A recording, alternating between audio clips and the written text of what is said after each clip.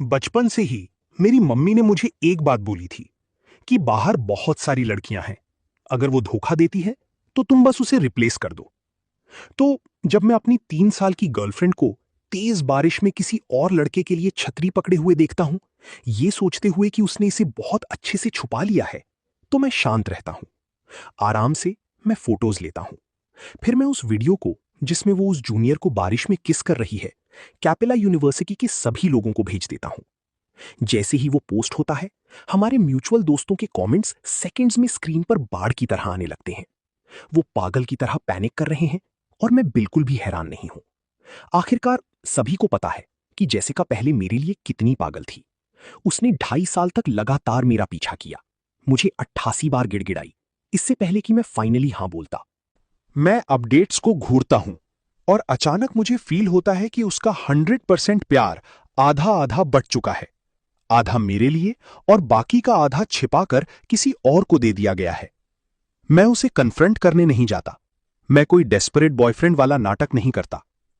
मैं बस चुपचाप अपने सारे सोशल मीडिया अकाउंट्स डिलीट करता हूं, अपने बैग्स पैक करता हूं और बिना पीछे देखे हमारे घर से बाहर निकल जाता हूं। अगली सुबह जल्दी जेसिका को उसकी बेस्ट फ्रेंड मिया का एक कॉल आता है। जेसिका, क्या किसी गधे ने तुम्हारे दिमाग पर लात मारी है? ये सुनकर जेसिका एक पल के लिए फ्रीज हो जाती है, पर मिया उसे सोचने का टाइम नहीं देती और तुरंत ही गालियां देना स्टार्ट कर देती है। इतना अमेजिंग लड़का और तुम उसकी कदर नहीं करती? तुम किसी और आदमी के साथ चक्कर चला रही हो? उसने तुम्हारा क्या बिगाड़ा था जो तुम उसके साथ इतना घटिया बिहेव कर रही हो? डांट खाने के बाद जेसिका फाइनली मिया की बातों में मेन पॉइंट को पकड़ती है। वो अपने पैरों पर खड़ी हो जाती है। तुम्हारा क्या मतलब है? मुझे साफ साफ बताओ। मैं तुमसे पूछ रही हूं, तुम इस वक्त कहां हो? जेसिका जवाब देने ही वाली होती है जब उसे अचानक याद आता है कि वो अभी भी लियो के साथ हॉस्पिटल में है। शब्द उसके होठों पर ही मर जाते हैं।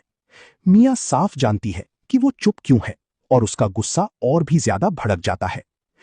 तुम अभी भी उस लियो नाम के लड़के के साथ हॉस्पिटल में हो, है ना?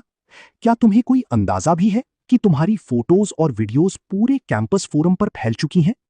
ये सुनकर जेसिका का दिमाग फट जाता है। उसे अचानक याद आता है कि कल रात उसके प्लान्स थे, पर लियो को हॉस्पिटल ले जाने के बाद वो फंस गई और भूल गई। वो डर के मारे हांफने लगती है। लूशन का क्या? क्या उसने केक शॉप पर सारी रात मेरा वेट किया? सबसे इंपॉर्टेंट, लूशन क्या सोचेगा जब वो उन फोटोज को देखेगा? उसके हाथ कांपते हैं जब वो फोन काटती है।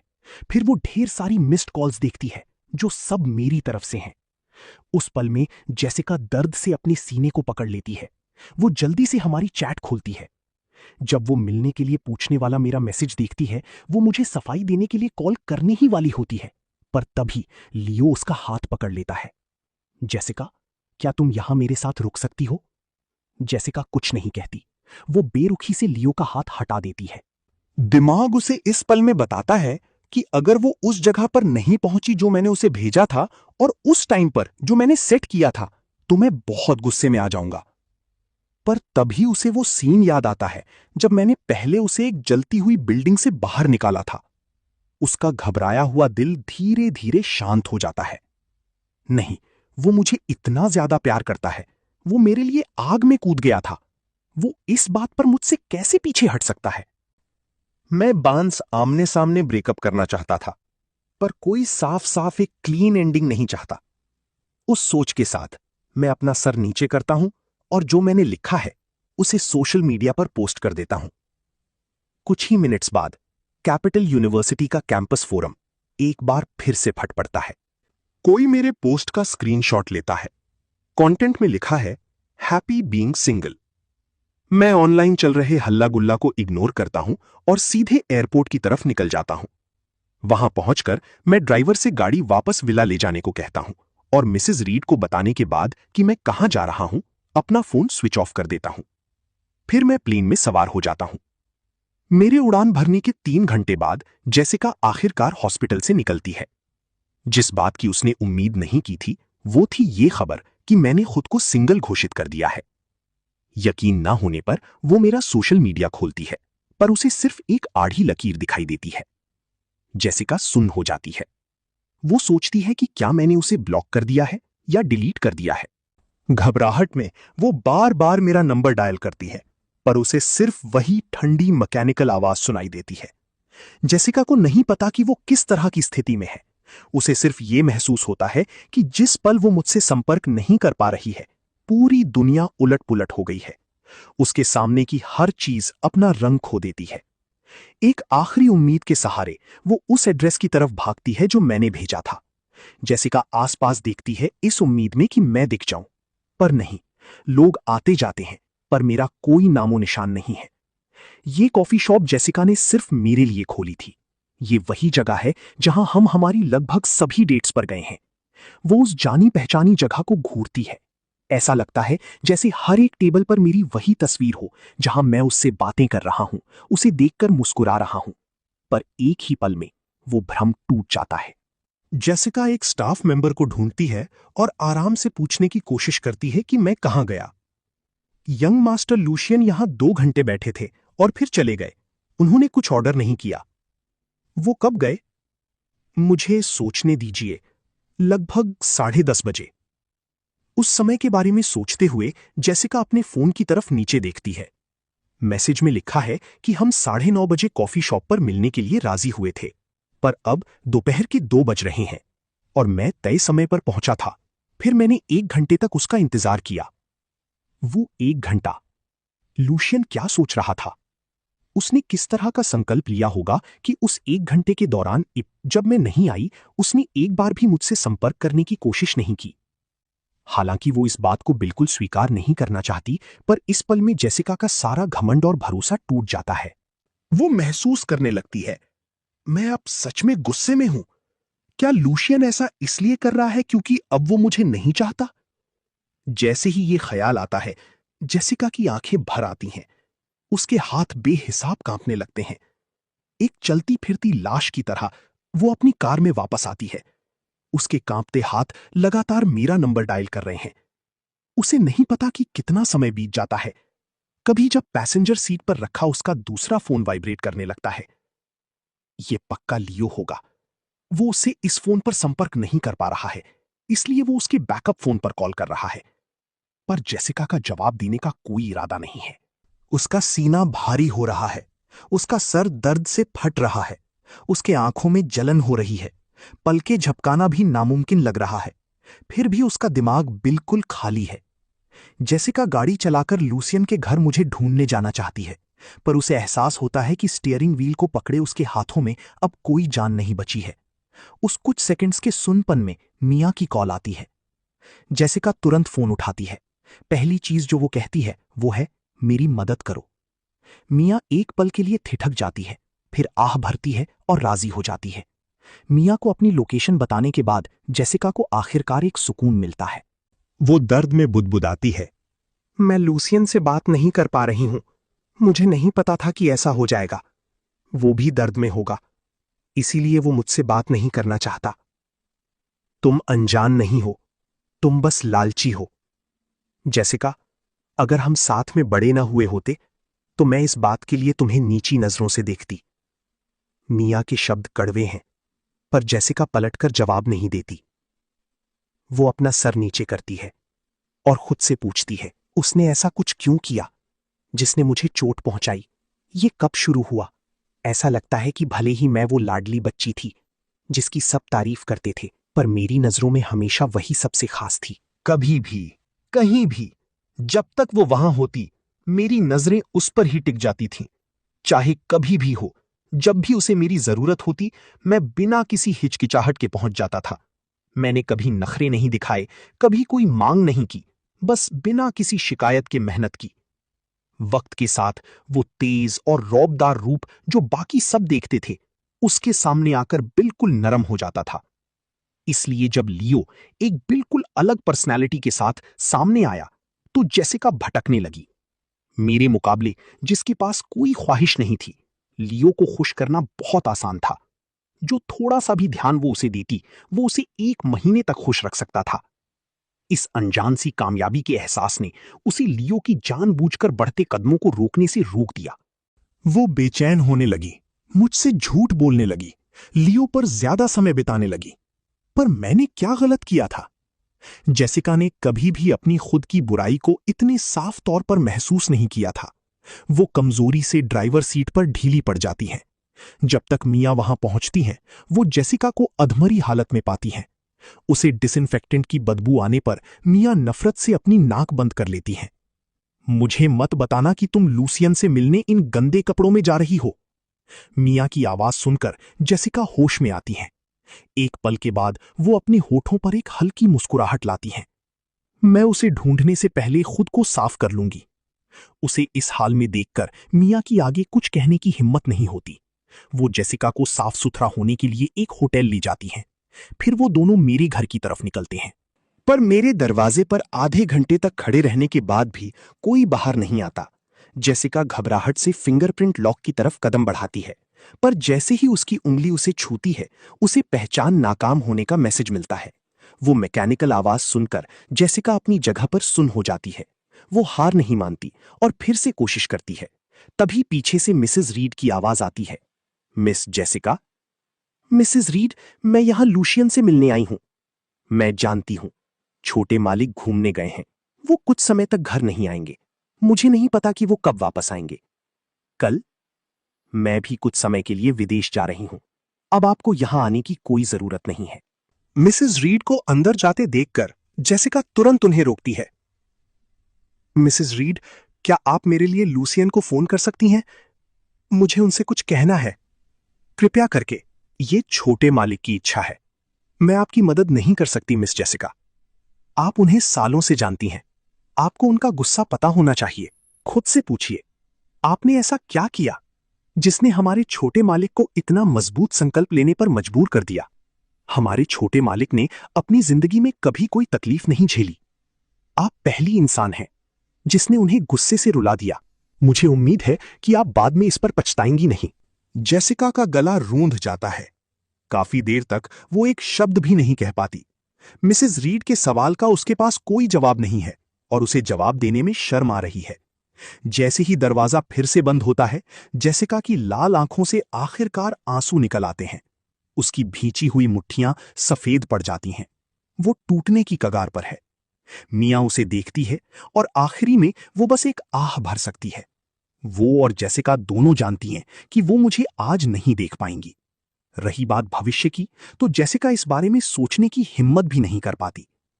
इसी दौरान दूसरी तरफ जब मेरा plane Harbour City International Airport पर लैंड करता है, तो मैं देखता हूं कि एक तोंद वाला आदमी एक लड़की को परेशान कर रहा है। वो साफ तौर पर उसका कॉन्टैक्ट नंबर चाहता है और जब वो मना करती है तो वो जानबूझकर उसे छूता है और फिर अफवाह फैलाने लगता है कि वो लड़की पैसे की लालची है।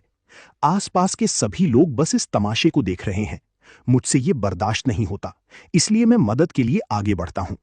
पर कुछ ही शब्दों के बाद वो आदमी अपना आपा खो देता है और गाली गलौज करने लगता है। मैं इसे बर्दाश्त नहीं करता। मैं तुरंत एक मुक्का मार देता हूं। कुछ ही देर बाद एयरपोर्ट की सिक्योरिटी भागती हुई आती है और हमें घेर लेती है। उसी समय वहां से कुछ ही दूरी पर बने वीआईपी लाउंज में कई जोड़ी आंखें ये सब देख रही होती हैं। इस लड़के की जुबान बहुत तेज है। हाँ है, पर वो अब किसी मुसीबत में फंसने वाला है। हार्बर सिटी एयरपोर्ट पर मुक्के चलाना ये कोई बहुत बड़ी बात नहीं है, पर छोटी भी नहीं है। अगर वो तोंद वाला आदमी इस बात को खत्म करने से मना कर दे, तो ये लड़का कुछ दिनों के लिए जेल में बंद हो सकता है। सेराफीना, क्या तुम इस हीरो को बचाने जा रही हो? चिंता मत करो, उसे इसकी जरूरत नहीं है। ये सुनकर क्लोई अपनी भावें सिकोड़ती है और आगे कुछ कहना चाहती है। तभी वो मुझे एक फोन कॉल करते हुए देखती है। फिर सिक्योरिटी कैप्टन अपना वॉकी टॉकी उठाता है और कुछ कहता है। वो आदर के साथ मुझे जाने का इशारा करता है। मेरे वहां से चले जाने के बाद वो उस आदमी को, जो अभी भी दर्द में घुटनों के बल बैठा है, घसीटती हुई ले जाते हैं।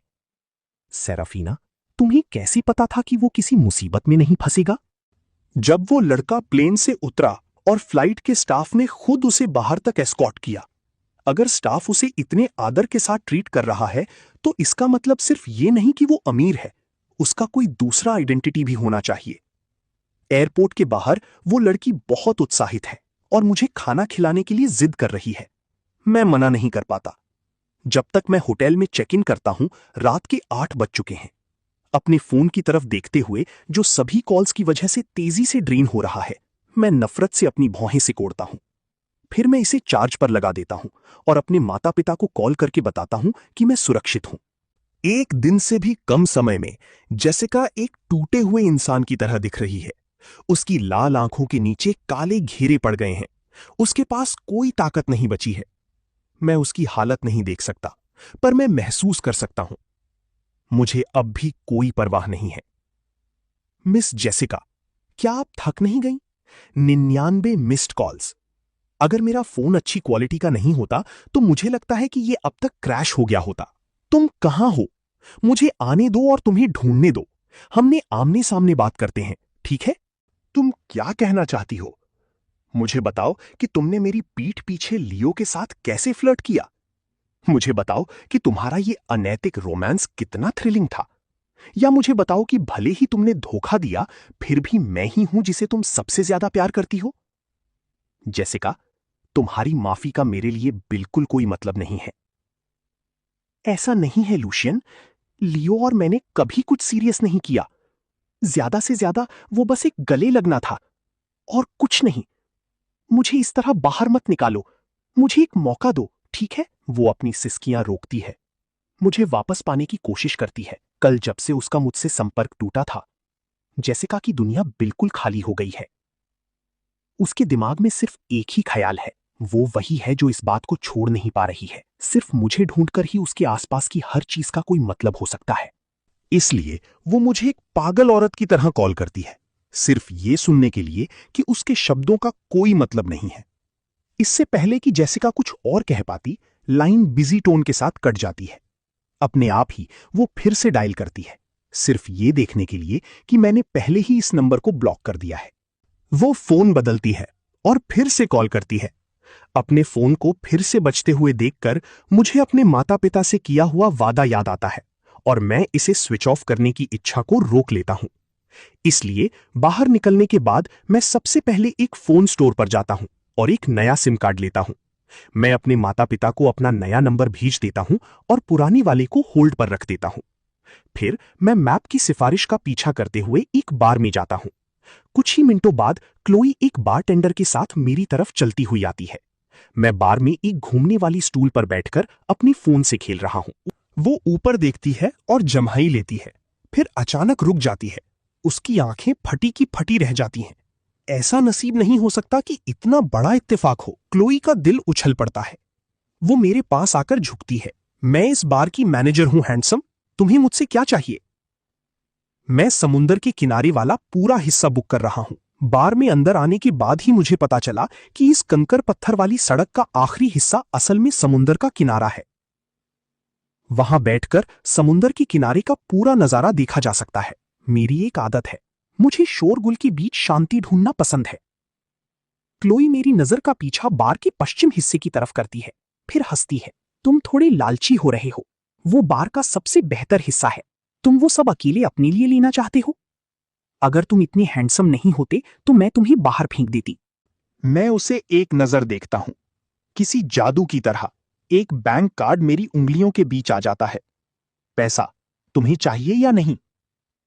क्लोई मेरे हाथ में कार्ड को घूरती है, फिर उसकी आंखें एक मुस्कुराहट के साथ सिकुड़ जाती हैं। वो कार्ड लेती है और अपने पीछे खड़े सर्वर को थमा देती है। फिर मुझसे पूछती है, तुम्हें कितनी सीट्स चाहिए? 10 मीटर के अंदर। क्लोई कुरकुरे ढंग से जवाब देती है, एक इशारा करती है और तुरंत कोई टेबल साफ करने चला जाता है। जल्द ही कोई मुझे जमीन से छत तक की ऊंची खिड़की के पास ले जाता है।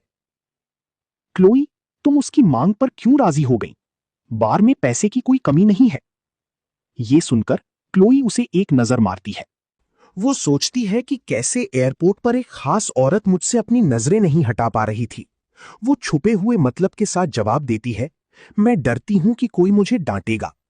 वहां से चले जाने के बाद बारटेंडर को आखिरकार समझ आता है कि क्लोई का क्या मतलब था। क्लोई को इस बात की कोई परवाह नहीं है कि बार का स्टाफ क्या सोचता है। वो तेजी से एलिवेटर में दाखिल होती है और दूसरी मंजिल पर जाती है, फिर तेजी से प्राइवेट रूम में घुसती है। अंदाजा लगाओ मैं नीचे किससे मिली? पर जब वो दरवाजा खोलती है, अंदर के दोनों लोग पहले ही सो चुके होते हैं। ये देखकर वो अपना मुंह बनाती है, आलस से जम्हाई लेती है और अपनी आंखें भी बंद कर लेती है। आधे घंटे बाद लूना उसे खाना खाने के लिए नीचे जाने के लिए जगाती है। क्लोई जम्हाई लेती है, नींद में उन दोनों के पीछे पीछे बाहर निकलती है। जैसे ही वो प्राइवेट रूम से बाहर कदम रखती है, क्लोई झटके से जाग जाती है। वो बोलने ही वाली होती है जब वो सेराफीना को सामने खड़े देखती है, जो नीचे की मंजिल को घूर रही है। उसकी नजर पर ध्यान देते हुए क्लोई अपना माथा पीट लेती है।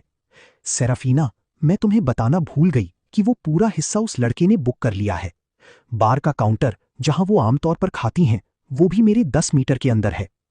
इस समय हॉल की 1/3 कस्टमर्स मेरी जगह के सामने लाइन लगाकर खड़े हैं। जो लोग लाइन में नहीं हैं, उनका ध्यान अब भी मुझ पर ही है। यहां तक कि काफी सारे लड़के भी इस मजे में शामिल होने आए हैं। मैं उन सभी का स्वागत करता हूं, जब तक कि वो लाइन में खड़े हैं और अच्छे दिखते हैं। कोई भी मेरे सामने बैठ सकता है और खेल सकता है। जीतने वालों को मेरा कॉन्टैक्ट नंबर मिलता है। हारने वाले बाहर समुंदर के किनारे एक चक्कर लगाते हैं। जब वो वहां खड़े ही थे, 2 और लड़कियां पहले ही बाहर भाग चुकी हैं। क्लोई, जिसने अभी ध्यान दिया कि क्या हो रहा है, नाटकीय रूप से बेजुबान है। ये लड़का सच में खेलना जानता है। लूना कोई टिप्पणी नहीं करती। सेराफीना ने पहले ही अपनी नजर हटा ली है और एलिवेटर की तरफ बढ़ रही है। किसी वजह से क्लोई को अचानक एक ठंडक महसूस होती है। वो जानबूझकर लूना से टकराती है। क्या तुम्हें कुछ अजीब महसूस नहीं हो रहा? तुम्हारा दिमाग खराब है। तुम हमारी खाने की सीट्स बेच सकती हो। तुम अपना दिमाग क्यों नहीं बेच देती जब तुम ये कर रही हो? सेराफीना को प्राइवेट रूम्स में खाने की बदबू पसंद नहीं है, इसीलिए वो नीचे खाती हैं। क्लोई साफ तौर पर जानती है कि लूना क्यों गुस्से में है और माफी मांगने के लिए तेजी से पीछे जाती है। मैं उससे बात करूंगी और हमारे खाने के लिए एक टेबल उधार लूंगी। क्लोई लूना की इस ठंडक को दिल पर नहीं लेती। एक बार नीचे पहुंचकर वो तेजी से मेरी तरफ आती है, मुझे ग्रीट करती है और मेरे सामने बैठ जाती है। आज रात ड्रिंक्स फ्री हैं, हमारे खाने के लिए एक टेबल उधार दे दो, हाँ? मेरे हाँ में सर हिलाने के बाद क्लोई तुरंत मेरे पास वाली बूथ में जाती है और सेराफीना और लूना को इशारा करती है। लूना धीरे से बड़बड़ाती है, हम कम से कम इस जगह के मालिक हैं और हमें सिर्फ खाना खाने के लिए एक कस्टमर से सीट उधार लेनी पड़ रही है। ये सब क्लोई की गलती है। दूसरी तरफ सेराफीना पर इसका बिल्कुल कोई असर नहीं दिखता। वो अपनी नजर मेरी तरफ से हटा लेती है, फिर आगे बढ़ती है और क्लोई के पास बैठ जाती है। खाने का इंतजार करते हुए क्लोई सोफा के उस हिस्से पर झुकती है जो मेरे सबसे करीब है और मुझे उन लोगों के साथ डाइस खेलते हुए देखती है जो मुझसे फ्लर्ट करने आए हैं। एक एक मिनट बीत जाता है। मेरे सामने अब मुश्किल से ही कोई लोग बचे हैं। उनमें से कोई भी मुझे नहीं हरा पाता। बहुत बोर होकर मैं जम्हाई लेता हूं और जाने के लिए खड़ा हो जाता हूं। क्लोई ये देखकर सुन्न हो जाती है, फिर तेजी से बोलती है, तुम जा रहे हो? ज्यादा बोरिंग है। क्यों ना तुम हमारे साथ आकर खेलो? सेराफीना डाइस में बहुत अच्छी है। ये सुनकर मैं रुक जाता हूं। मैं अपना सिर घुमाता हूं। मेरी नजर उस औरत पर टिक जाती है, ये जो अपना फोन चला रही है। ईमानदारी से कहूं तो वो अब तक की सबसे आकर्षक औरत है जिससे मैं मिला हूं। जैसे ही उसे मेरी नजर का एहसास होता है, सेराफीना अपने फोन से अपनी आंखें उठाती हैं। हमारी नजरें मिलती हैं। मैं खुले तौर पर उसकी तरफ सिर हिलाता हूं, फिर उसके पास जाता हूं। खेलना चाहती हो? सेराफीना एक हल्की सी हंसी हंसती है, जानबूझकर पूछती है, क्या खेलना है? मेरी तरफ इतना शोरगुल चल रहा था, हो सकता है उसने ध्यान ना दिया हो, जो कि संभव है क्योंकि वो अपने फोन में लगी थी। मैं एक पल के लिए सोचता हूं और अपनी सारी दिलचस्पी खो देता हूं। मैं सिर्फ इसीलिए आया था क्योंकि उसकी नजर मुझ पर पड़ी थी। जब से उसे कोई दिलचस्पी नहीं है, मैं परेशान नहीं करूंगा। इस ख्याल के साथ मैं एक माफी भरी मुस्कुराहट देता हूं। परेशान करने के लिए माफी चाहता हूं। इसके साथ ही मैं जाने के लिए मुड़ता हूं। मुझे दूर जाते देखकर सेराफीना को अपने सीने में एक अनजान सी झंझनाहट महसूस होती है। खेल शब्द बाहर निकल आता है। मैं इसे सुनता हूं, पर फिर भी ऐसा नाटक करता हूं जैसे मैंने नहीं सुना। पर क्लोई नहीं चाहती कि मैं इस तरह जाऊं। वो मुझे रोकने के लिए तेजी से आगे बढ़ती है, घबराहट में बोलती है, खेल खेल खेल। सेराफीना ने कहा कि वो खेलेगी। मैं उसके साथ नहीं खेल रही हूं, मैं तुम्हारे साथ खेलूंगी। ये सुनकर क्लोई सुन्न हो जाती है, पर अगले ही सेकंड वो सेराफीना की नजर को पकड़ती है और तुरंत रिएक्ट करती है। वो बेहिसाब अपना सिर हिलाती है। मुझे खेलना नहीं आता, तुम सेराफीना के साथ खेलो, वो सच में बहुत अच्छी है। उसके शब्द तारीफ हैं, पर उसकी आंखें भीख मांग रही हैं। भगवान जानता है कि सेराफीना शायद ही कभी किसी को दूसरी नजर देखती है। अगर उसने इसे खराब कर दिया तो सर्कल के बड़े लोग उसकी खाल खींच लेंगे। भले ही ये हमारी पहली मुलाकात है, मैं तेजी से समझ जाता हूं कि उसका क्या मतलब है। मैं सच में अच्छे मूड में नहीं हूं, इसलिए मैं आराम से मना करने की योजना बनाता हूं, पर वो मेरे साथ नहीं खेलना चाहती। ऐसा कैसे हो सकता है? वो बस एक नाटक कर रही है, तुम जानते हो। मैं हंसी बिना नहीं रह पाता। मैं सेराफीना की तरफ देखता हूं और उसे इस बात पर अकड़ता और अजीब महसूस करते हुए देखता हूं। फिर भी वो ऐसे बहाने बनाने की कोशिश कर रही है जैसे कुछ हुआ ही ना हो। मैं और भी खुले तौर पर हंसता हूं। उसके सामने वापस बैठते हुए मैं टेबल पर डाइस कप को हिलाता हूं। हम कैसे खेलते हैं? सेराफीना थोड़ा आगे झुकती है। 3 में से सबसे बेहतर। तुम्हारे नियम। हारने वाला बाहर एक चक्कर लगाएगा, जीतने वाले को कांटेक्ट नंबर मिलेगा। ठीक है, बड़ा या छोटा? सेराफीना दबाव नहीं डालती, मुझे फैसला करने देती है। छोटा फिर, पहले तुम। सेराफीना अब मना नहीं करती। वो डाइस कप को आगे बढ़ाती है, टेबल पर आराम से 2 या 3 बार हिलाती है और रुक जाती है। फिर वो मुझे जाने का इशारा करती है। मैं अपने कप को बस 1-2 बार हिलाता हूं और नीचे रख देता हूं। पर नतीजा सच में वैसा ही होता है जैसा क्लोई ने कहा था। भले ही मैं हर बार 3 एक ही लाता हूं, सेराफीना 3 को एक के ऊपर एक खड़ा कर देती है, जिससे सिर्फ एक ही दिखता है। मेरे पास कोई मौका नहीं है। एक बेट तो एक बेट है। मैं तुरंत खड़ा हो जाता हूं, बाहर एक चक्कर लगाने के लिए तैयार। मेरा ये कदम देखकर सेराफीना एक तेज नजर डालती है। क्लोई तुरंत समझ जाती है और मुझे फिर से रोकती है। रुको हैंडसम, थोड़ो रुको। क्या क्या आप लड़कियां इतनी दयालु हैं कि नहीं चाहती कि मैं दौड़ूं? बिल्कुल नहीं। हम जीत गए, हमें तुम्हारा कांटेक्ट नंबर चाहिए। ये सुनकर मैं अब नाटक नहीं कर सकता। मैं अपना फोन बाहर निकालता हूं और सेराफीना के साथ कॉन्टैक्ट्स एक्सचेंज करने के बाद क्लोई भी बीच में कूद पड़ती है। मैं भी तुम्हें ऐड करना चाहती हूं, पर मेरी डाइस स्किल्स तुम्हारी जितनी अच्छी नहीं है। क्यों ना आज रात से तुम्हारी सारी ड्रिंक्स यहां फ्री हो जाएं? तुम इसके बदले मुझे बस डिनर पर ले जा सकती हो।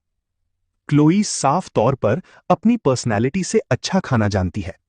उसके पीछे चलते हुए मुझे खराब खाना मिलने की कोई चिंता नहीं है। मुझे सुनकर क्लोई तेजी से कोड स्कैन करती है। डील फिर, मैं क्लोई हूं। वैसे क्या तुम हार्बर सिटी घूमने आए हो? अभी के लिए कुछ ऐसा ही है। अगर कुछ चाहिए तो बस मुझे मैसेज कर देना। मैं वापस आराम करने जा रहा हूं। अगली बार मिलते हैं। क्लोई के रोकने का इंतजार किए बिना मैं बार से पहले निकल जाता हूं। कुछ मिनटों बाद लूना सेराफीना के खोए हुए चेहरे को देखकर पूछने से नहीं रह पाती। क्या हुआ सेराफीना? क्या तुम उसमें दिलचस्पी रखती हो? सेराफीना अपने दर्द करते सर को मारती है और आह भरती है। पर वो मुझ में दिलचस्पी नहीं रखता। लूना कोई टिप्पणी नहीं करती। वो क्लोई की तरफ एक नजर डालती है। लगता है वो तुम्हारे मुकाबले क्लोई के प्रति ज्यादा नरम था। ये क्लोई को चौंका देता है, जो मेरे सोशल मीडिया को स्क्रॉल कर रही है। ऐसा कैसे हो सकता है? पर पहले के दृश्य को याद करते हुए ये सच लगता है। लूसियन ने सेराफीना के मुकाबले मेरी तरफ ज्यादा दोस्ती भरी नजरें डाली थीं। वो अपना फोन सेराफीना को थमा देती है। देखो, उसने अपने पोस्ट के मुताबिक बस कुछ ही दिन पहले ब्रेकअप किया है। ये सुनकर लूना पूरे यकीन ना होने वाले चेहरे के साथ आगे झुकती है। क्या? ऐसा नहीं हो सकता। सच में कोई इतना अंधा है? भले ही मेरी पर्सनालिटी और लुक्स उसके टाइप के नहीं हैं, वो झूठ नहीं बोलेगी और ये नहीं कहेगी कि मैं अच्छा नहीं हूं। पर जब वो देखती है कि मेरे पोस्ट में क्या है, तो वो सच में खामोश हो जाती है। सच में कोई इतना अंधा है?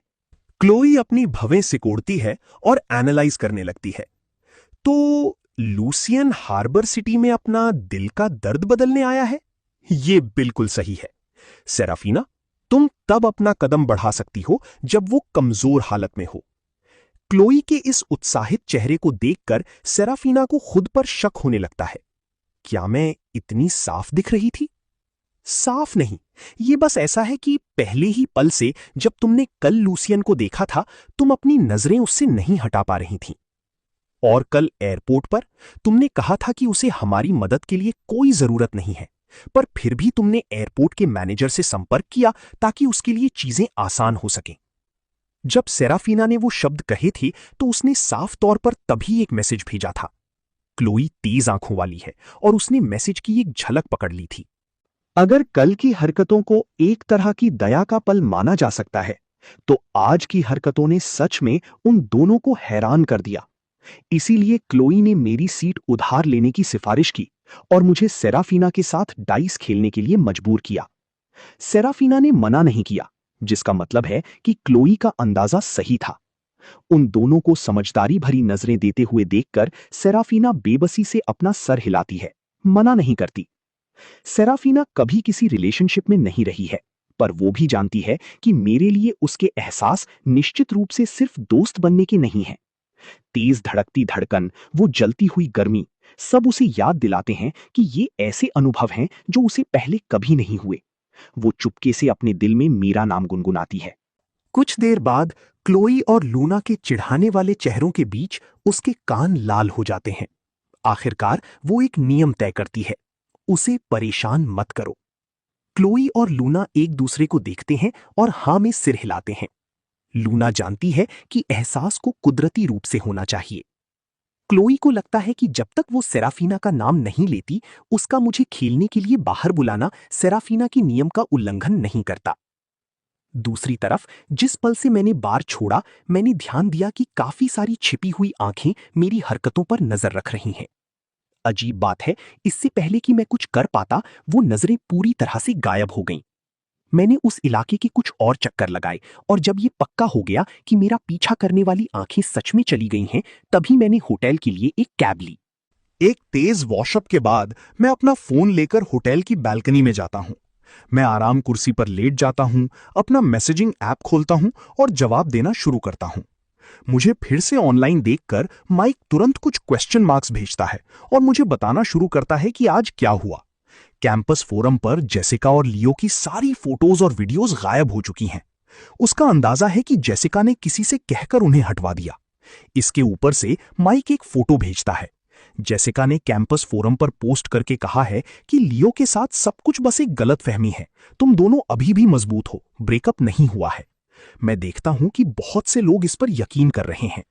हम बचपन के साथी के रूप में बड़े हुए, कुछ सालों तक डेट किया और हमारे लुक्स, परिवार और क्षमताओं के मिलने के साथ कैपिटल यूनिवर्सिटी के स्टूडेंट्स की नजरों में हम एक परफेक्ट जोड़ी थे। माइक को जवाब देने के बाद मैं कैंपस फोरम खोलता हूं। गर्मी के कारण जेसिका का पोस्ट अभी भी सबसे ऊपर है। मुझे ढूंढने की भी जरूरत नहीं है। मैं कमेंट सेक्शन खोलता हूं और एक लाइन टाइप करता हूं। मैं इस समय सिंगल हूं। ये दावा कि जेसिका और मैं एक स्थिर रिलेशनशिप में हैं, पूरी तरह से जेसिका की अपनी फैलाई हुई अफवाह है। रही बात बारिश में जेसिका और लियो के रोमांटिक रूप से गले लगने की फोटोज और वीडियोस की, तो मैं ही था जिसने उन्हें सबसे पहले बाहर निकाला था। उन दोनों के हमेशा साथ रहने के लिए मीठी शुभकामनाएं।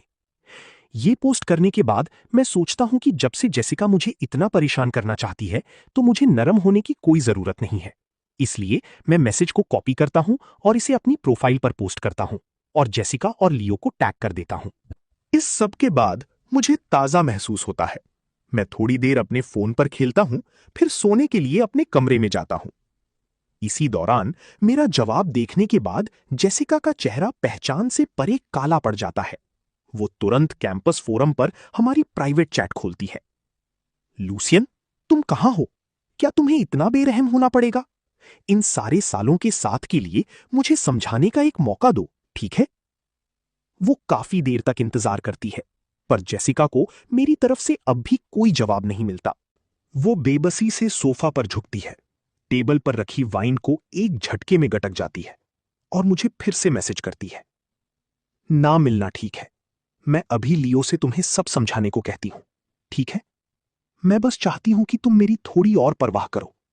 उसका और मेरा बस वही एक गले लगना था। ल्यूसियन, मैं सिर्फ तुमसे प्यार करती हूं। मैंने कभी तुम्हें छोड़ने के बारे में नहीं सोचा।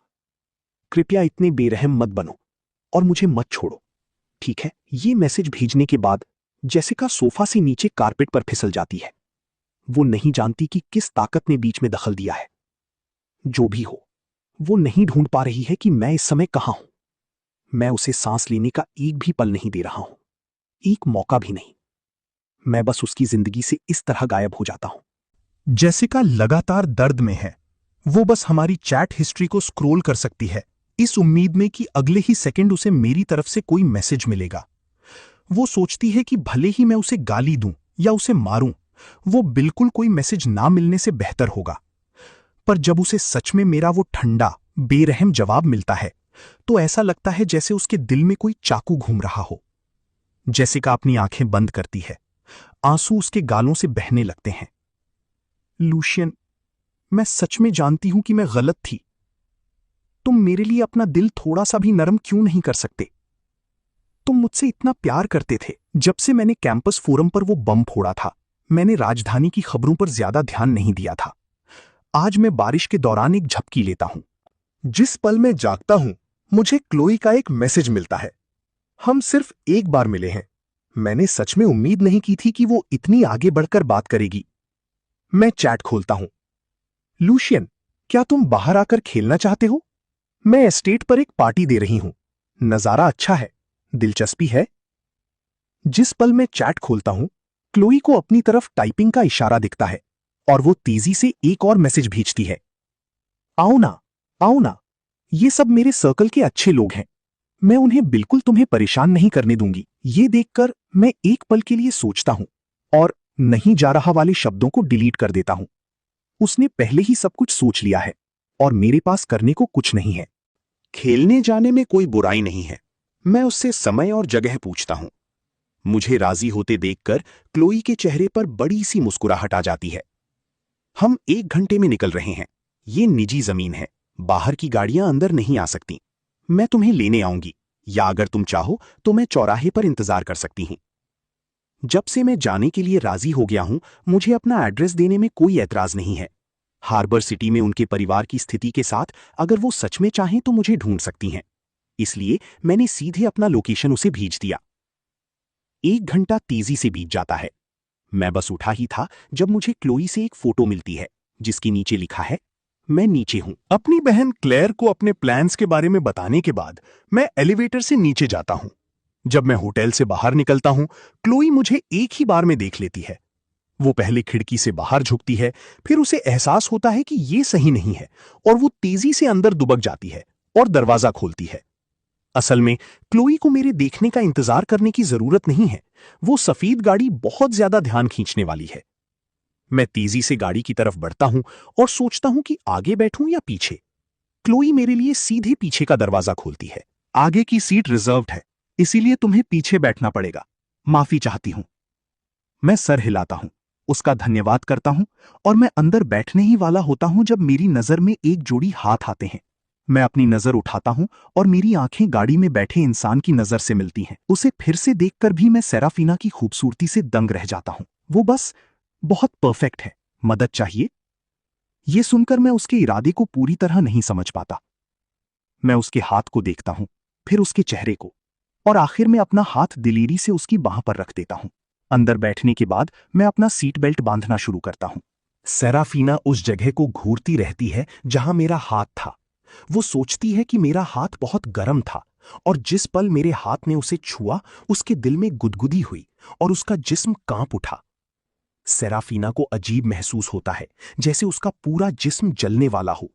वो अपने होठों को भींचती है, अपने कानों को गर्म महसूस करती है और तेजी से अपना सर खिड़की के बाहर देखने के लिए घुमाती है, इसे छिपाने की कोशिश करती है। क्लोई रियर व्यू मिरर के जरिए पीछे का ये दृश्य पकड़ लेती है और चुपके से कुछ बार हंसती है। फिर वो एक धुन गुनगुनाती है और गाड़ी शुरू करती है। सड़क पर मैं सीट बेल्ट को थोड़ा मजबूती से पकड़ता हूं। सेराफीना, जिसने खुद को संभाल लिया है, तेजी से मेरी आईपैड हरकत पर ध्यान देती है। वो एक पल के लिए अपनी भौवें सिकोड़ती है, फिर आगे वाली सीट पर आराम से लात मारती है। धीरे चलाओ। क्यों? क्या तुम्हारी तबीयत ठीक नहीं है? मुझे कार सिक होता है। ठीक है, कोई बड़ी बात नहीं है। जब मुझे कार सिक होता है तो मैं उल्टी नहीं करता, बस मुझे चक्कर आता है। ये सुनकर क्लोई तुरंत गाड़ी को और भी धीरे कर देती है। बस अपनी आम रफ्तार से चलाओ। मुश्किल को एक बार में ही झेल लेना बेहतर है। क्लोई शक में दिखती है। पर मेरा मजबूत चेहरा देखकर वो फिर से रफ्तार बढ़ा देती है। कुछ मिनटों बाद सेराफीना अचानक उसे गाड़ी रोकने के लिए कहती है। जल्द ही सड़क के किनारे इंतजार कर रहा कोई इंसान एक कागज का बैग थमा देता है। सेराफीना इसे लेती है, चेक करने के लिए खोलती है, और जब ये पक्का हो जाता है कि ये वही है जो उन्होंने ऑर्डर किया था, तो वो अंदर का सामान निकालती है और मेरी तरफ बढ़ा देती है। शहद, चकोतरा और नींबू की चाय। इसे पीने से बेचैनी कम हो सकती है। मैं एक पल के लिए ठिठकता हूं, फिर अपनी तरफ इशारा करता हूं। ये मेरे लिए है? इस गाड़ी में तुम ही अकेले हो जिसे इसकी जरूरत है। तो फिर मैं नरम नहीं बनूंगा। धन्यवाद। मैं उसकी तरफ आदर से मुस्कुराता हूं, फिर कप ले लेता हूं। जूस खत्म करने के बाद सेराफीना बैग से दवा की एक डिब्बी निकालती है और मुझे थमा देती है। सफर की उल्टी रोकने वाली गोलियां, जो अभी तक खुली नहीं है। अब मुझे सच में थोड़ा संकोच महसूस हो रहा है। मैं उसका नाम याद करता हूं और उसकी तरफ देखने के लिए मुड़ता हूं। सेराफीना, क्या तुम हमेशा इतनी समझदार और परवाह करने वाली हो? ये सुनकर आगे बैठी क्लोई झटके से हंस पड़ती है। सेराफीना का समझदार होना सबसे मजेदार चुटकुला है जो उसने सुना है। पर पीछे बैठी सेराफीना बिल्कुल नहीं झिझकती। वो मेरे सवाल का जवाब भी नहीं देती। इसके बदले वो मुस्कुराती है। मंजिल तक पहुंचने में अभी 1 घंटा बाकी है।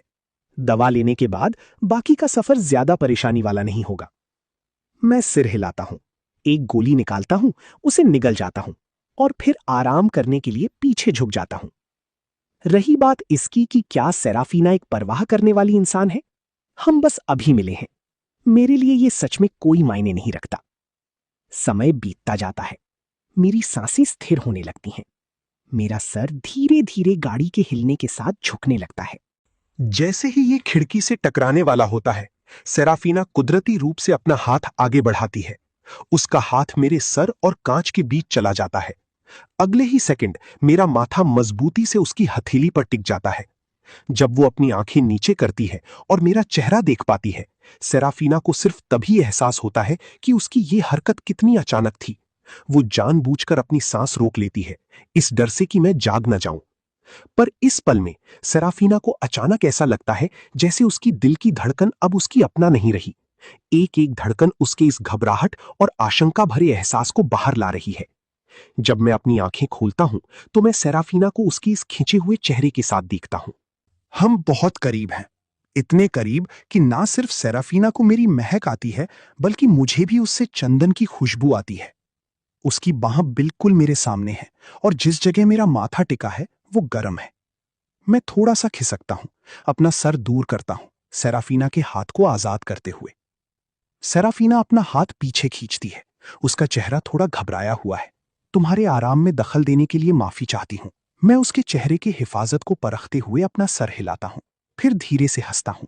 मुझे भी चंदन पसंद है। उन इत्रों में से जिनका मुझे चस्का है, मुझे चंदन की खुशबू सबसे ज्यादा पसंद है। इसीलिए मैं जेसिका को चंदन के नोट्स वाले इत्र दिया करता था। अफसोस की बात है, जेसिका ने उन्हें कभी नहीं लगाया। पर मेरे सामने बैठी सेराफीना मेरी पसंद को पक्का करती है। शांत और दूर रहने वाली औरतों पर यह लकड़ी जैसी खुशबू अच्छी लगती है। मेरी आंखें चमक उठता है। मेरे पास एक इत्र है जो तुम पर बहुत अच्छा लगेगा, पर मैं इसे साथ नहीं लाया। किसी और दिन मैं किसी से इसे भिजवा दूंगा और तब तुम्हें दे दूंगा। क्या ये ठीक है? ये सुनकर सेराफीना मेरी आंखों में घूरती है। काफी देर बाद वो मजबूरी से अपना ध्यान दूर खींचती है। मिस्टर स्टर्लिंग, क्या आप अक्सर लोगों को उपहार देते हैं? नहीं, पर मिस सिंक्लेयर का रूप और ऑरा सच में उस इत्र के लिए बिल्कुल सही है। मैंने इसे खुद बनवाया था, दुनिया में एक ही तरह का। चाहिए? सेराफीना ने मुझे पहले कोई साफ जवाब नहीं दिया था, इसलिए मैं फिर से पूछता हूं। एक एक मिनट करके समय बीतता जाता है।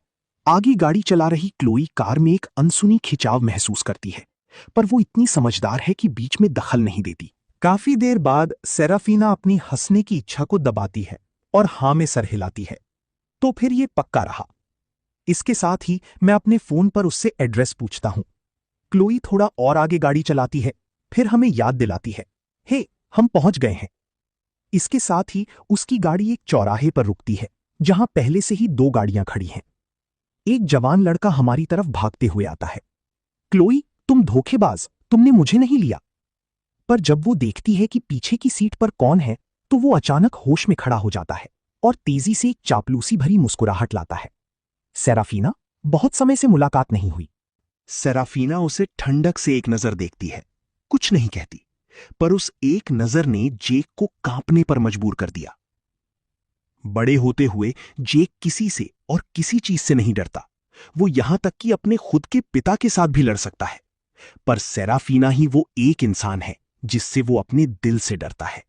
अगर उसे पता होता कि सेराफीना आज आने वाली है, तो वो पक्का कोई बहाना बनाकर आने से बच जाता। क्या ये नहीं कहा गया था कि सेराफीना नहीं आएगी? वो अचानक कैसे आ गई? वो अपनी गर्दन सिकोड़ता है, दूसरों के पीछे छिपना चाहता है, पर जैसे ही वो हिलता है, वो दूसरे इंसान को गाड़ी से बाहर निकलते हुए देखता है। परिचय के बाद वो मुझसे मिलता है। वो जरूरत से ज्यादा दोस्ती करने वाले किस्म का लगता है। बस कुछ ही बातों के बाद वो मुझसे पूछने लगता है कि क्या मेरा कोई बड़ा भाई या बहन है। मैं अपनी पलकें झपकाता हूं, जवाब देने ही वाली होता हूं कि अचानक हमारे पीछे से एक आवाज आती है। तुम दोनों क्या बातें कर रहे हो? वो आवाज इतनी ठंडी है कि मेरे भी रोंगटे खड़े हो जाते हैं। जेक, जो अभी मेरे सामने मुंह बनाए खड़ा था, ऐसे जम जाता है जैसे किसी ने उसका गला पकड़ लिया हो। कुछ खास नहीं, पर क्या आपको सच में इसमें इतनी दिलचस्पी है कि मैं क्या बात कर रहा हूं? उसकी आंखों के तारे घूमते हैं। वो मेरी तरफ एक नजर देखता है, फिर एक मुस्कुराहट लाता है और वहां से भाग जाता है। मुझे इस तरह अकेले छोड़ते देखकर सेराफीना पास से ही मेरा नाम पुकारती है। मैं आवाज की तरफ बढ़ता हूं और उसे रेलिंग के सहारे टिके हुए देखता हूं, जो मुझे पास बुला रही है। उसके होठ जैसे कह रहे हैं, यहां आओ। मैं मानता हूं कि यह दृश्य आंखों को सुकून देने वाला है, पर ऐसा क्यों लगता है जैसे वो किसी पिल्ले को बुला रही हो? मैं धीरे से बड़बड़ाता हूं और आराम से चलते हुए पास जाता हूं। सेराफीना मेरे हिलते हुए होठों को घूरती है और जैसे ही मैं पास पहुंचता है, बस इतना पूछती है, तुम अभी क्या कह रहे थे? ये सुनकर मेरे चेहरे के भाव जम जाते हैं। मैं सोच रहा हूं कि सेराफीना के सुनने की ताकत भले ही कितनी अच्छी हो, मैंने कोई आवाज तो नहीं निकाली थी, है ना?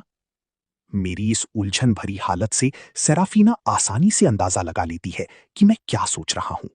मैंने इसे देखा, सुना नहीं। मैं अचानक समझ जाता हूं।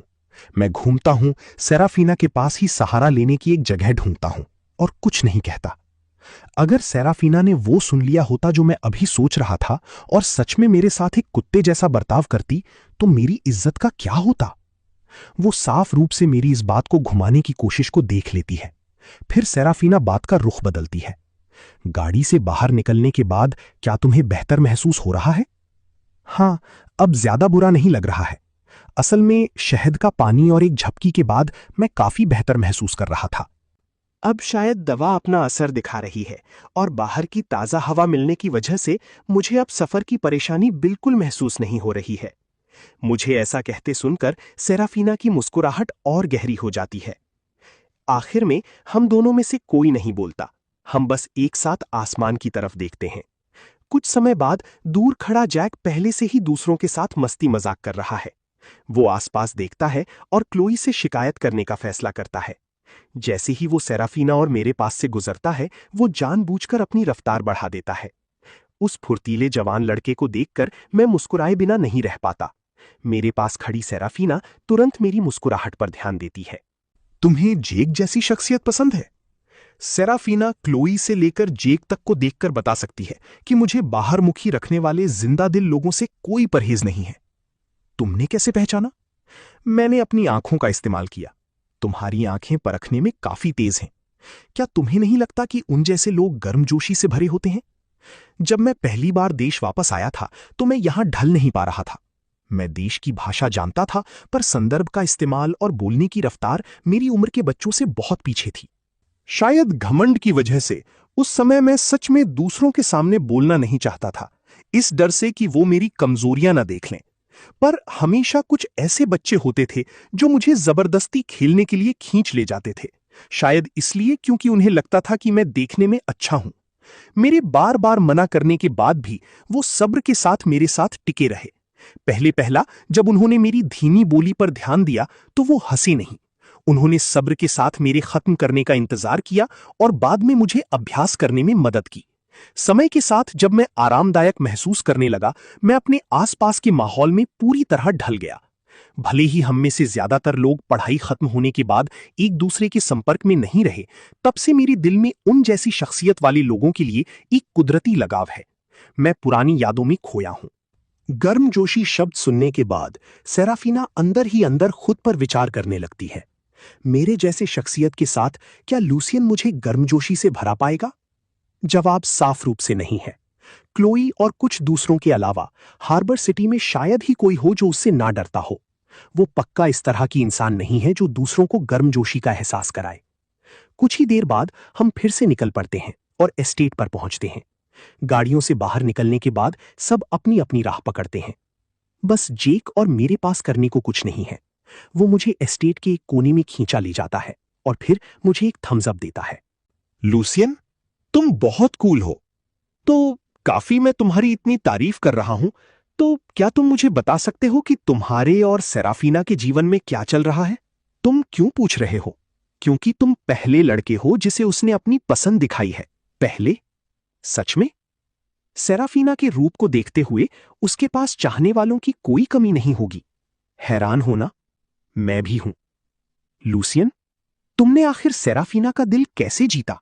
जिस तरह से वो पूछ रहा है, वो साफ रूप से सोचता है कि सेराफीना और मेरे बीच कुछ चल रहा है। जेक के दिमाग में सेराफीना ठंडी, देर से खुलने वाली और दूर रहने वाली है।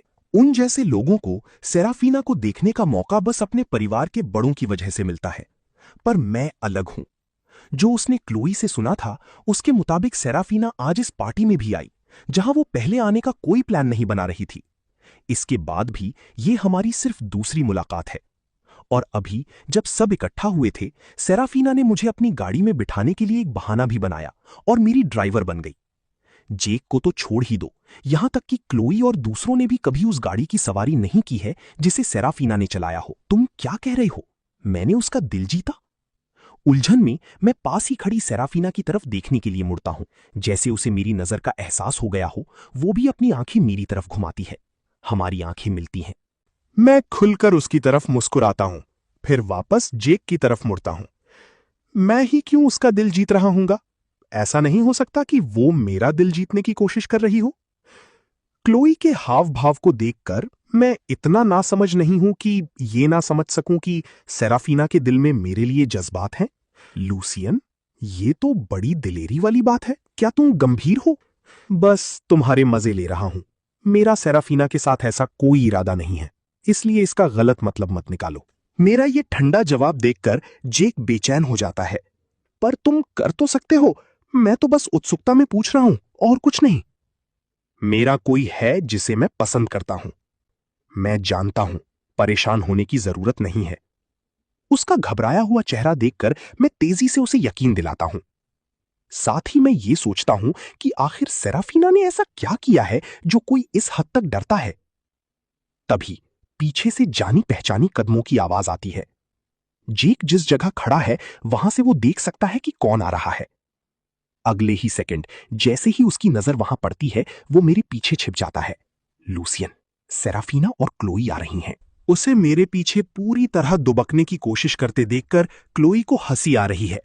उनके हाव भाव देखकर जेक शांत रहता है।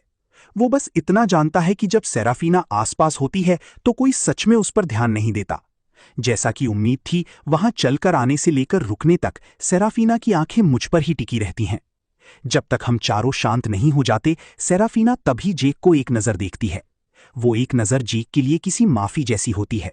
वो लंबे कदम बढ़ाते हुए वहां से भाग निकलता है। ये देखकर मैं अपने होठों पर एक मुस्कुराहट लाता हूं और सेराफीना को घूरता हूं। तुमने जेक को डराकर भगा दिया, अब मेरा साथ कौन देगा? क्लोई बीच में कूदती है। सेराफीना दे सकती है। वहां पर एक झूला है, उसे झूले बहुत पसंद है। क्यों ना तुम दोनों वहां जाकर खेलो? तुम दोनों फैसला करो, मैं जाकर देखती हूं कि खाना कहां तक पहुंचा। बस उस छोटे से पल में वो दोनों बिना किसी निशान के गायब हो जाती हैं। सेराफीना को कोई जल्दी नहीं है। वो बस खामोशी से मेरे पास खड़ी रहती है। कभी कभी उसकी नजर मुझ पर पड़ती है, पर मुझे नजारे में खोया हुआ देखकर वो दखल नहीं देती। आधे घंटे बाद जब क्लोई और दूसरे हमें खाने के लिए बुलाते हैं, मैं आखिरकार ख्यालों से बाहर आता हूं। और सेराफीना के साथ चल देता हूं। एस्टेट का सारा खाना स्थानीय रूप से उगाया गया है। यहां तक कि मुर्गी, बतख और हंस को भी ताजा ताजा काटा गया है। ये सब ताजगी के लिए किया गया है। वो अपने साथ रसोइयों की एक पूरी टीम भी लाए हैं। खाने के बाद पहले ही शाम हो चुकी है। दूसरे लोग आपसी समझ के साथ मुझे सेराफीना के साथ अकेले छोड़ देते हैं।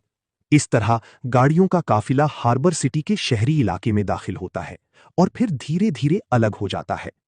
आखिर में सिर्फ सेराफीना ही गाड़ी चला रही होती है। वो बार बार रफ्तार को धीमा करती है, इस उम्मीद में कि ये सड़क थोड़ी और लंबी खिंच जाए। आखिर में मैं खुद को रोक नहीं पाता। मेरी आंखें बंद होने लगती हैं। सिर्फ तभी वो रफ्तार बढ़ाती है। जब हम होटल पहुंचते हैं, सेराफीना फिर से बाहर निकलती है और प्रवेश द्वार पर इंतजार कर रहे किसी इंसान से कागज का बैग लेती है। मैंने किसी से तुम्हारे लिए 1 कप हॉथॉर्न का रस बनवाया था, पर आधा कप ही काफी है। ज्यादा पीने से तुम्हारा पेट खराब हो सकता है। ठीक है, आपकी चिंता के लिए धन्यवाद मिस सिंक्लेयर। मैं ऊपर जा रहा हूं। जब तुम घर पहुंच जाओ तो मुझे मैसेज करके बता देना कि तुम सुरक्षित हो। इसके साथ ही मैं हाथ हिलाता हूं और होटल के अंदर मुड़ जाता हूं। जब मेरा रूप पूरी तरह से नजर से गायब हो जाता है, सिर्फ तभी सेराफीना मुड़ती है और वापस अपनी गाड़ी में बैठती है। कुछ दिनों बाद हार्बर सिटी के एक तहखाने में दर्द भरी और कमजोर मिन्नतें गूंजती हैं। तहखाने के प्रवेश द्वार का लोहे का दरवाजा ढकेला जाता है। मार्कस, उसका सहायक जो इंतजार कर रहा था, उसे एक जोड़ी दस्ताने थमाता है। मिस सिंक्लेयर, हमने उनसे सब कुछ उगलवा लिया है। उन्होंने जो भी फोटो ली थी उन सबको साफ कर दिया गया है। कितनी फोटो थी? इस पर मार्कस तुरंत अपना फोन आगे बढ़ाता है। बस मिस्टर स्टर्लिंग के आम जीवन की फोटोज हैं। उनका होटल काफी सुरक्षित था, इसलिए उनके पास वहां अंदर घुसने का समय नहीं था। सेराफीना फोन लेती है और एक एक करके उन्हें देखती है। जब वो फोटोज में मेरा मुस्कुराता हुआ चेहरा देखती हैं, तो बिना एहसास हुए उसकी गाल लाल हो जाते हैं। पर यह सोचकर कि ये फोटोज गंदे तरीकों से ली गई थीं, उसका चेहरा नरम से सख्त हो जाता है। वो सब्र के साथ एक एक फोटो को डिलीट करती हैं, ये पक्का करती हुई कि आने वाले समय में कोई परेशानी ना बचे। सिर्फ तभी वो मार्कस से पूछती है, इसके पीछे कौन है? ये विवियन है, हेस परिवार की सबसे बड़ी पोती। उस दिन जैकपॉट पर जब मिस्टर स्टर्लिंग मदिरालय गए थे, वो भी वहां मौजूद थी। विवियन सुंदर चेहरों की दीवानी है। मिस्टर स्टर्लिंग के रूप को देखते हुए ये आम बात है कि उन्होंने उसे निशाना बनाया। सेराफीना गलियारे के आखिर में बने कमरे की तरफ बढ़ती है और फिर बात को काटती है। इसका लूसियन के रूप से कोई लेना देना नहीं है। उसने लोगों से उसका पीछा करवाया और छिपकर फोटोज खिंचवाई, क्योंकि वो बस एक खेलने वाली है। ये पक्का करने के बाद कि कोई और जानकारी नहीं छूटी है, वो दस्ताने उतारती है और उन्हें जमीन पर फेंक देती है। अपने पीछे दर्द से भरी चीखों को अनसुना करते हुए वो मुड़ती है और चली जाती है। उन्होंने किए गए सारे कामों को सबूतों के साथ भेज दो। बाकी का काम बड़े अधिकारियों को संभालने दो। ओ, और ओल्ड मास्टर हेस से कहना कि जब उन्हें समय मिले तो मुझसे आकर मिले। जिन लोगों को वो काबू नहीं कर सकते, उन्हें संभालने में मैं मदद करूंगी। अगले दिन मेरा अलार्म काफी देर तक बजता रहता है, पर मैं फिर भी अपनी आंखें नहीं खोल पाता। जब क्लेयर का फोन आता है, तभी मैं मजबूरी में उठता हूं। अभी तक सो रहे हो? अपने घर पर तो अभी दोपहर हो चुकी होगी। मैं कल रात बहुत अच्छी नींद सोया। मैं उठना नहीं चाहता। हार्बर सिटी में मेरे लोगों ने ध्यान दिया कि उन जानकारियों के मिलने के बाद पिछले कुछ दिनों से कोई तुम्हारा पीछा कर रहा था। मैंने उनसे पता लगाने को कहा कि इसके पीछे कौन है, पर 2 दिन पहले ही तुम्हारा पीछा करने वाले सभी लोग गायब हो गए। अभी अभी मेरे लोगों को खबर मिली है कि किसी ने उन्हें जेल भेज दिया है। ये सुनकर मेरी आंखें झटके से खुल जाती हैं। क्लेयर, क्या ये तुम्हारे लोगों ने नहीं किया था? बिल्कुल मैंने नहीं किया। अगर ये मैंने किया होता तो क्या मैं तुम्हें बता रही होती? मैं इस बात पर अपनी भावें सिकोड़ता हूं और सच्चाई के बारे में सोचता हूं। तभी मेरे दिमाग में कुछ जानी पहचानी चेहरे आते हैं। एक पल इंतजार करने के बाद और मुझे बोलता ना सुनकर क्लेयर तेजी से कुछ समझ जाती है। वो सीधे पूछती है, तुम जानते हो कि ये कौन है? मेरा अंदाजा है कि सेराफीना या क्लोई। कुछ दिनों पहले मैंने उनके साथ खाना खाया था, पर क्या उन्होंने सच में ऐसा किया है? मैं पक्का नहीं हूं। इसलिए क्योंकि तुम राजधानी के स्टर्लिंग परिवार से हो? मैं एक पल के लिए सोचता हूं और फिर खुद की तारीफ करते हुए कहता हूं, पक्का नहीं हूं। ऐसा हो सकता है कि सेराफीना मुझे पाने की कोशिश करना चाहती हो, पर सेराफीना ही क्यों? क्लोई क्यों नहीं? एक अजीब सी खामोशी के बाद क्लेयर इस बात पर गंभीरता से विचार करती है और उसे भी ये संभव लगता है। इस बार खामोश रहने की बारी मेरी थी। एक पल बाद मैं कहता हूं, शायद इसलिए क्योंकि सेराफीना देखने में क्लोई से बेहतर है। सेराफीना एक चालाक और जटिल इंसान है और इस समय सिंक्लेयर परिवार की मुखिया है। ज्यादातर लोग उससे दुश्मनी लेने की कीमत भी नहीं चुका सकते। क्या तुम पक्का उससे रिश्ता रखना चाहते हो? और जेसिका का क्या तुम सच में आगे बढ़ गए हो? स्वभाव के मुताबिक मुझे जेसिका से इतनी तेजी से आगे नहीं बढ़ना चाहिए था, नहीं तो मैं राजधानी छोड़कर हार्बर सिटी नहीं आता। वजह और कुछ नहीं बल्कि बस छिपना था। तब तक छिपना जब तक मैं जेसिका के लिए अपने जज्बात पूरी तरह छोड़ ना दूं, जब तक कि मैं उसकी मिन्नतों के आगे नरम ना पड़ूं और वापस ना जाऊं। पर ये चीजें किसी दूसरे इंसान या किसी दूसरे रिश्ते के सहारे नहीं पानी चाहिए। मैं तुरंत क्लेयर की सोच को पकड़ लेता हूं और अपनी आंखें घुमाता हूं। क्लेयर, मेरा रिश्ता टूटा है, मैं रंडा नहीं हुआ हूं। और जब जेसिका ने मेरे साथ गलत किया तो मैं उसे खोने पर क्यों उदास होऊंगा और उसकी वजह से किसी बेकसूर इंसान को क्यों चोट पहुंचाऊंगा? मेरी परवरिश ने मुझे एक धोखेबाज औरत के पीछे पागल होना नहीं सिखाया। मैं राजधानी बस इसलिए छोड़ा क्योंकि मैं दूर जाना चाहता था। अगर इसका जेसिका से कोई लेना देना है भी तो बस इतना कि मैं उसे मुझे परेशान करने और मेरा मन खराब करने का मौका नहीं देना चाहता। क्या इस बात का कोई मतलब निकलता है? ये सुनकर क्लेयर को राहत मिलनी चाहिए क्योंकि मैं उससे झूठ नहीं बोलूंगा। पर सेराफीना के बारे में सोचकर जो मेरे करीब आ रही है, उसकी चिंता फिर से लौट आती है। आखिरकार जेसिका के मुकाबले सेराफीना कहीं ज्यादा खतरनाक है। अपनी चिंतित बहन को एक बार फिर यकीन दिलाने के बाद मैं भूख लगने का बहाना बनाता हूं और फोन काट देता हूं। फिर मैं क्लोई का चैट खोलता हूं और उससे मेरा पीछा करने वाले लोगों के बारे में पूछता हूं। वो कहती है कि उसे भी नहीं पता और फिर हैरत की बात है कि वो मुझे सीधे फोन करती है। मैं नहीं थी, पर मुझे लगता है कि ये सेराफीना हो सकती है, या अगर वो नहीं भी थी तो वो पता लगाने में तुम्हारी मदद कर सकता है। क्यों ना तुम उससे जाकर पूछो? पर सेराफीना आज थोड़ी व्यस्त हो सकती है और शायद जवाब देने का समय ना मिले। मैं वैसे भी उससे मिलने जा रही हूं, तो क्यों ना मैं तुम्हें भी अपने साथ ले चलूं? सुनो, क्या ये सही लगता है? अगर सेराफीना व्यस्त है तो भी उसके पास मेरे लिए समय होगा, मैं ये सोचता हूं और फिर इसे आवाज देकर पूछता हूं। अगर सेराफीना व्यस्त है तो भी क्या उसके पास मेरे लिए समय होगा? ये सुनकर क्लोई अपना माथा पीट लेती है और एक कमजोर सा स्पष्टीकरण देती है। उसका इशारा इससे ज्यादा साफ नहीं हो सकता था। सेराफीना चाहे कितनी भी व्यस्त क्यों ना हो, उसके पास तुम्हारे लिए हमेशा समय रहेगा। क्या तुम आ रहे हो? चलो भी, बस चलो। मैं उसके इशारे को ना समझने का नाटक करता हूं। ठीक है, पर मुझे रास्ता नहीं पता, मुझे एड्रेस भेज दो। उसकी कोई जरूरत नहीं है, मैं तुम्हें लेने आऊंगी। इसके साथ ही वो फोन काट देती है। आधे घंटे बाद क्लोई की गाड़ी सिंक्लेयर के बड़े मकान में दाखिल होती है। गाड़ी खड़ी करने के बाद भी थोड़ा पैदल चलना बाकी है। रास्ते में मुझे चंदन की वो महक कई बार आती है। जब हम विला के सामने पहुंचते हैं, मैं एक बूढ़े आदमी को दरवाजे पर थोड़ा झुका हुआ खड़ा देखता हूं और एक औरत उसके पास घुटने टीके बैठी है। मेरी आंखें उन दोनों पर घूमती हैं।